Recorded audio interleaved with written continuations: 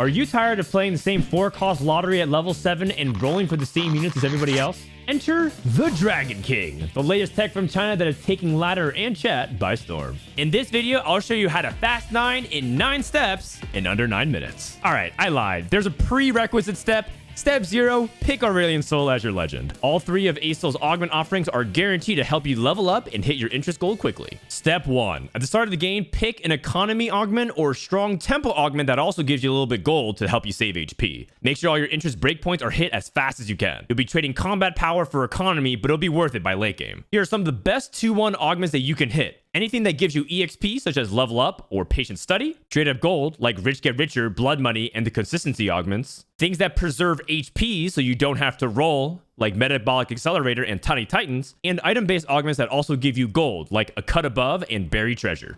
Step 2, pick up units that are good at killing units and preserving HP so you don't feel so much pressure. For 1 cost, I recommend Jin, Cassio, Viego, and Irelia. For 2 costs, I recommend Jinx, Set, Warwick, and Ashe. 3 costs, I recommend Callista and Akshan. All of these units are really good at getting kills or stalling for enough time so you can get a kill and preserve a lot of HP. Remember to play around your best unit and their synergy. So things like Deadeyes, Challengers, Shadow Isles, Noxus, Shurima. Make sure you try to activate them as soon as possible so you can get those easy kills. Step 3, make sure you're playing full streak. Full streak means whether win or lose, you get 5 of them in a row. Most games, you'll be losing all 5 rounds in stage 2, but if there's a world where you can full 5 win streak, then do it. Otherwise, ensure that you lose by making sure your board is not that strong. For example, it's okay to play only 3 units even though you're level 4 so you can guarantee make the interest points as well as take a loss. Step 4, you're now in the mid game, so start building items that will help you preserve HP and also will be going on those big fat legendary units. Bel'Veth is the best single target legendary of damage and you want attack speed. Every bow item should be committed towards Rapid Fire Cannon, Giant Slayer, and Quicksilver. You can also play Rageblade because she scales so well with attack speed. All your tiers and rods should be committed towards Ahri items that give things like mana and ability power. Blue buff, Shojin, Deathcap, Jewel Gauntlet, Archangels, you name it. And you can always build flexible items that can go on any carry, such as Guardbreaker, Hand of Justice, and Gunblade. Also, please don't forget to build frontline items. Defensive items like Warmogs, Protector's Vow, Bramble, Ionic Spark, and Sunfire Cape are also really important on your front line so you can kill units and preserve HP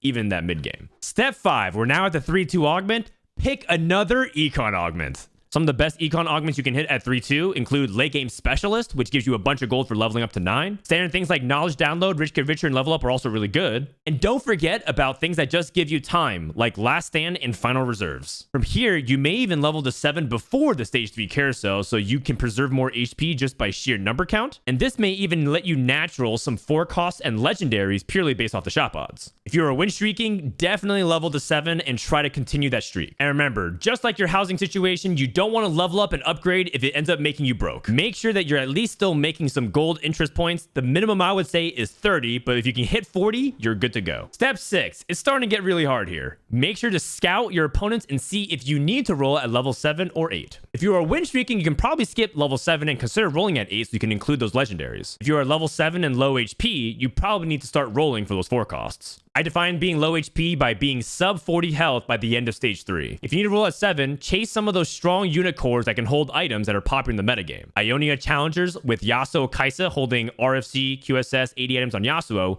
and Shojin AP items on Kaisa. Shurima, Strategist, and Sorcerer comps are still really reliable. Put attack speed items on Azir with some extra AP items, mana and AP on Lux, and then frontline items on things like Jarvan, Nasus, and Sejuani. Don't forget Gwen, who's a very flexible item like Spark, Blue Buff, and AP items. And make sure that you don't play Aphelios, Zeri, or Urgot unless you get them to 2-star. I swear these units at 1-star don't do anything, but sometimes at 2-star, they can actually swing some fights. It's time to pick another Econ augment. Step 7, at 4-2, make sure you're picking up things like It Pays to Learn, Final Grab Bag, Hedge Fund Plus, and all the other Econ augments we described before. If you somehow whiffed and don't have any good Econ augments, then just pick a good combat augment to preserve that HP. I recommend against delayed Econ augments such as the Golden Egg and Money Money Money because you really need something up front so you can get to that level 9 as quick as possible. Also, I recommend against taking trait-based augments at 4-2 because you need that flexibility to play around whatever you hit as opposed to hard forcing around your traits. Step 8, we're now getting to the good part. Get to level 9. By the end of stage 4, you should be able to get to level 9, with the latest being at the beginning of stage 5. Make sure that you have enough gold before you go to level 9. Otherwise, you're going to get to level 9 and roll twice and then realize you can't actually hit anything. The general rule for level 9 is you want to have 50 to 60 gold and around 25 to 35 HP at least, so you have multiple lives in case your first roll down doesn't go well. If you don't meet those criteria and you level to 9, remember, you are gambling. It's better to roll at 8 and just try to not go 8th. Once you're at level 9, the important units to look for are Bel'Veth, Ahri, Senna, and good frontline. Step 9, and potentially the most important one,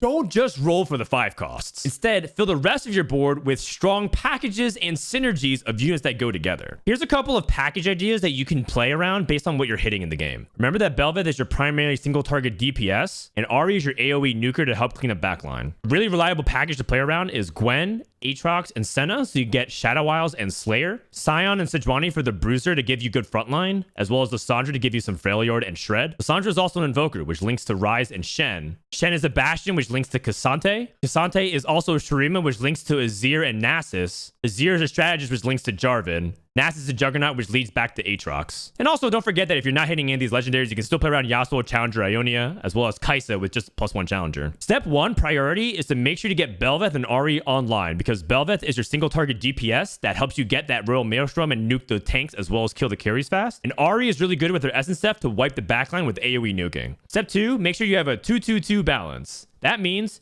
2 carries, 2 good frontliners, and 2 good utility champions minimum. The 2 carries could be Bel'Veth Ahri, Yasuo Kai'Sa, Azir Lux, Gwen +1. And the good utility are things like crowd control that stuns or slows, healing, shielding, anything that displaces units. Make sure you have a good mix of that, otherwise your team's going to be too skewed towards one thing and likely going to lose to just a standard composition. Don't forget that above all, the way you cap any board is playing Heimerdinger. Things you want to play for Heimerdinger are Shrink Modules and the Mechano Swarms. I don't think Self-Repair and Golden A are generally worth it at this stage of the game. Heimerdinger is really expensive though. Remember that each upgrade costs 6 and you need to roll a new shop, so he gets very, very pricey. Heimerdinger is the last unit you tend to play for to cap your board extremely high and try to go for that first place. A quick tip is that if you take Heimerdinger off your board and leave on your bench, you won't get any turret upgrades in your shop. This way you can maximize the odds of your shop so you can hit the legendaries you need. If you do hit a 2-star Heimer before anything else though, definitely play around it and use that turret. It's a lot of information to take in, but that's part of what makes Fast 9 super fun, is that it's a lot of fluidity of how you actually link a couple of synergies and units together to create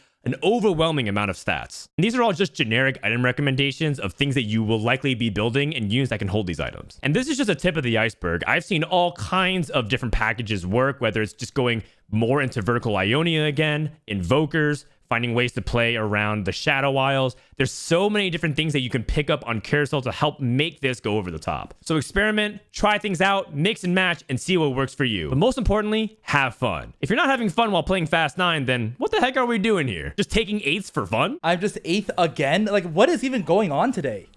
How come I'm just 8th every game? Like, what is even going on?